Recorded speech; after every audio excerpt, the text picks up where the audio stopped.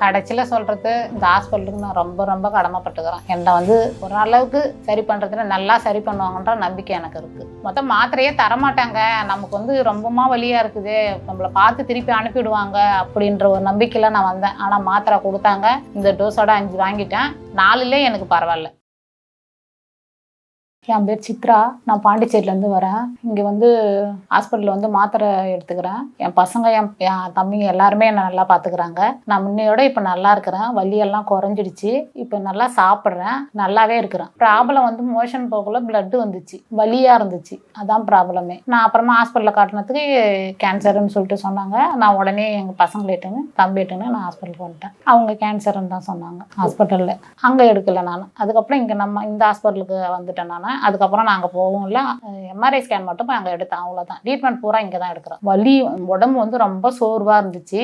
வலி வந்து மோஷன் போகவே என்னால் முடியாது, மோஷனும் போக முடியாது, யூரினும் போக முடியாது, அவ்வளோ கஷ்டத்தில் இருந்தேன் நான். இப்போ பரவாயில்ல, நல்ல எல்லாமே வலி குறைஞ்சிடுச்சு. எனக்கு வந்து மோஷனும் நல்லா ஃப்ரீயாக போகுது, ப்ளீடிங்கும் கம்மியாகிடுச்சு. எப்பயாவது ஒரு முறை தான் வருது. ஃபஸ்ட்டு சாப்பிடும்போது வலியே இருந்துச்சு, அப்புறம் வலி குறைஞ்சிடுச்சு. இப்போ வந்து இந்த மாதிரி நான் என்னால் உட்காந்தே பேச முடியாது, அப்படி இருந்துச்சு வலி. 24 மணி நேரம் படுத்துக்கினே தான் இருப்பேன் நான். ஆனால் இப்போ பரவாயில்ல, வலியெல்லாம் கம்மியாயிடுச்சு. ஆனால் வந்து பிளட்டு எப்பயாவது ஒரு முறை வருது, ஆனால் அது வந்து கிளியர் ஆயிடுச்சுன்னா என் உடம்பு சரியா. இப்போ நான் நல்லா சாப்பிட்றேன். இப்போ நான் கூட இல்லை, அம்மா கூட வந்து தம்பி தான் இருக்கான். நான் மெடிசனுடைய இது ஹாஸ்பிட்டலுக்கு வர்றதுக்கு அதுக்காக நான் பார்த்துருக்குறேன்.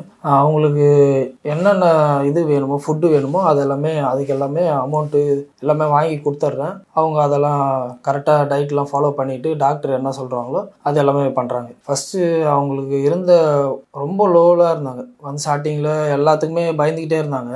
இப்போ ஓரளவு தெளிவாகிருக்காங்க. ஃபஸ்ட்டு விட ஐயோ இது எப்படி தான் ஆகும், நம்ம இருப்போமா இருக்க மாட்டோமா அப்படின்ற மாதிரி அவங்க ஒரு இது சொன்னாங்க. ஃபஸ்ட்டு ஸ்டார்டிங்கில் என்கிட்ட சொல்லும் போது கூட அதெல்லாம் ஒன்றும் பிரச்சனை இல்லை, பார்த்துக்கலாம் அப்படின்னு சொன்னேன். இப்போது இந்த 5th மந்த்து இது வாங்க வந்திருக்கோம், 5ஆவது வாட்டி டேப்லெட் வாங்க வந்திருக்கோம். இப்போ அவங்கள கூட்டுன்னு வந்து இப்போது நான் இது பண்ணேன். அவங்க இப்போ ஓரளவுக்கு நல்லா இருக்காங்க. இது இன்னும் 2-3 டேஸில் வேலைக்கு போகிறேன்னு சொல்லியிருக்காங்க. அதுதான் இப்போது மஞ்சக்காமலை வந்தால் எப்படி சோர்ந்து போயிருப்பாங்க, அந்த மாதிரி அவங்க வந்தாங்க. வரும்பொழுது வந்து அழுதுகிட்டே வந்தாங்க, இது சரியாகுமா ஆகாதான்ற மாதிரி ஒரு நம்பிக்கையே இல்லாமல் தான் வந்தாங்க. அதுக்கப்புறம் ஒரு 2 மந்த்து 3 மந்த்து போனதுக்கப்புறம் அவங்களுக்கு ஒரு நம்பிக்கை வந்தது.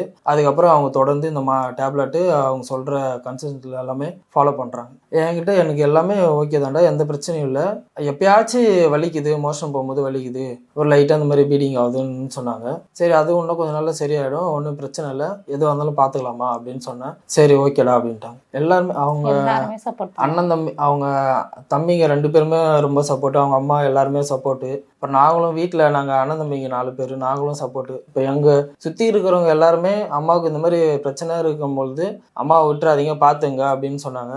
நாங்களும் அவங்க சொல்கிற அளவுக்கு நாங்கள் வச்சுக்க மாட்டோம், ஆனால் நாங்கள் நல்லா பத்திரமா தான் பார்த்துக்குறோம். அவங்களுக்கு எங்கள் ஃபேமிலியில் எல்லாருமே என்னை நல்லா பார்த்துக்கிறாங்க. எங்கள் தம்பி ஒய்ஃப்லேருந்து, எங்கள் தம்பியிலேருந்து, எங்கள் அம்மா என்னை வந்து அப்படி, என் பசங்க எல்லாருமே என்னை நல்லா பார்த்துக்கினாங்க. எல்லாரும் எனக்கு வந்து இந்த மாத்திரை சாப்பிட்றதுலாம் எல்லாருமே எனக்கு பக்கத்துணையாக இருந்து எல்லாருமே என்னை நல்லா பார்த்துக்கிறதுனால இந்த நோய் என்னை விட்டு சீக்கிரமாக போயிடுன்ற எனக்கு நம்பிக்கை இருக்குது. என்ன சாப்பிட்றேன்னா, அந்த கோதுமை கஞ்சி, புளி இல்லாமல் சாம்பார் மாரி பயிர் போட்டு, காரம் இல்லாமல் தக்காளி, பூண்டு, வெங்காயம் இது மட்டும் போட்டு கடைஞ்சி சாப்பிட சொல்லிக்கிறாங்க. அப்படி இந்த திராட்சை, மாதுளம்பழம், ஆப்பிள் இதெல்லாம் சாப்பிட சொல்லிக்கிறாங்க. காஞ்ச திராட்சை, கருப்பு திராட்சை சாப்பிட சொல்லிக்கிறாங்க. அத்திப்பழம் ஜூஸ் எல்லாமே, ஃப்ரூட்ஸ் வகை நிறைய எடுத்துக்க சொல்லிக்கிறாங்க. கீரை வகைலாம் நிறைய எடுத்துக்க சொல்லி, காரம் புளி இல்லாமல் எடுத்துக்க சொல்லிக்கிறாங்க. பழகிடுச்சு, சாப்பிட்டு ஆசைப்பட்டதை சாப்பிட முடியாதுன்னு ஃபீல் பண்ணுவோம் தான். ஆனால் நம்ம உடம்பு முக்கியம், நம்ம பிள்ளைங்களுக்கு நாம முக்கியம் அப்படின்ற மாதிரி எல்லாத்தையுமே தவிர்த்துட்டு நல்லா இருக்கிறேன். என் வாய் கட்டுப்படுத்தினா என் உடம்பு நல்லா இருக்கும் அப்படின்ற மாதிரி நல்லா இருக்கிறேன். நான் வேலைலாம் நல்லா செய்கிறேன், வேலைலாம் எந்த பிரச்சனை இல்லை. வீட்டு வேலை ஃபுல்லாக நான் சமைக்கிறது, துணி துவைக்கிறது.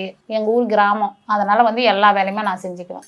அட்டெண்டர் வேலை செஞ்சுன்னு இருந்தேன், நான் ஹாஸ்பிட்டலில் தான் அட்டெண்டர் வேலை செஞ்சுன்னு இருந்தேன். அந்த வேலைக்கு நான் இப்போ போகலான்னு சொல்லிட்டு கேட்குறேன். மேடம் போங்க, மாஸ்க் போட்டுக்குங்க, இன்ஃபெக்ஷன் ஆகாத பார்த்துக்குங்க அப்படின்னு சொல்லிட்டு, டெஸ்ட் அலர்ஜி இல்லாமல் பார்த்துக்குங்க அப்படின்னு சொல்லிக்கிறாங்க, போக சொல்லிக்கிறாங்க.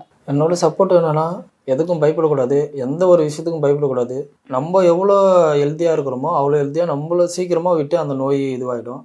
எனக்கெல்லாம் பார்த்தீங்கன்னா வருஷத்தில் ஒரு டைம் தான் நான்லாம் ஹாஸ்பிட்டல் பக்கமே போவேன். அதுக்கப்புறம் நான் போக மாட்டேன்.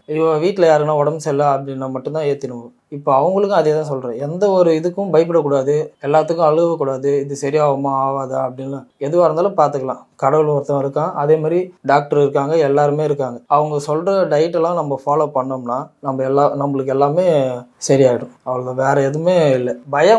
பயப்படக்கூடாது. ஃபஸ்ட்டு எதுக்குமே பயப்படக்கூடாது. நம்மளுக்கு இப்படி இருக்கோ, என்ன ஆகிடும், நாளைக்கு இருக்குமானா அந்த மாதிரி பயம் இல்லை. இருக்கிற வரைக்கும் சந்தோஷமாக இருந்துட்டு போயிடணும், அவ்வளோதான். மற்றபடி வேறு எதுக்கும் பயப்படக்கூடாது. கடைசியில் சொல்கிறது, இந்த ஹாஸ்பிட்டலுக்கு நான் ரொம்ப ரொம்ப கடமைப்பட்டுக்கிறேன். என்னை வந்து ஓரளவுக்கு சரி பண்ணுறதுல நல்லா சரி பண்ணுவாங்கன்ற நம்பிக்கை எனக்கு இருக்குது. மொத்தம் மாத்திரையே தரமாட்டாங்க, நமக்கு வந்து ரொம்பமா வலியாக இருக்குது, நம்மளை பார்த்து திருப்பி அனுப்பிடுவாங்க அப்படின்ற ஒரு நம்பிக்கையில் நான் வந்தேன். ஆனால் மாத்திரை கொடுத்தாங்க.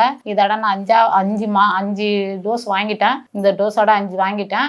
4லே எனக்கு பரவாயில்ல. எனக்கு டேப்லெட் வாங்கவும் என் தம்பி கொஞ்சம் காசு, என் பசங்க போட்டு டேப்லெட் வாங்கி தராங்க. எல்லாருமே என்னை சப்போர்ட். என்னை பிரித்து யாருமே ஐயோ இவங்களுக்கு இந்த நோய் வந்துருச்சு நம்ம பிரிப்போன்னு என் பசங்களே என்னை பிரிக்கல, என் ஃபேமிலியில் இருக்கிறவங்க யாருமே என்னை பிரிக்கல. எல்லாமே ஒற்றுமையாக தான். என் மாமியார் வீட்டில் சைடுமே சரி, எங்கள் அம்மா வீட்டில் சைடுமே சரி, எல்லாருமே என்னை ஒற்றுமையாக பார்த்துக்கிறாங்க. யாருமே என்னை பிரிச்செல்லாம் பார்க்கவே இல்லை. அதேமாரி யாரையும் பிரித்து பார்க்காதீங்கன்றேன் நான். அவ்வளோதான். மற்றவங்களுக்கு வந்துடும், எமக்கு வந்துடும் இது, அதனால நம்ம பிரித்து பார்க்கணும் அப்படின்னு யாருமே பிரித்து பார்க்காதீங்க. இது யாருக்கும் வராது.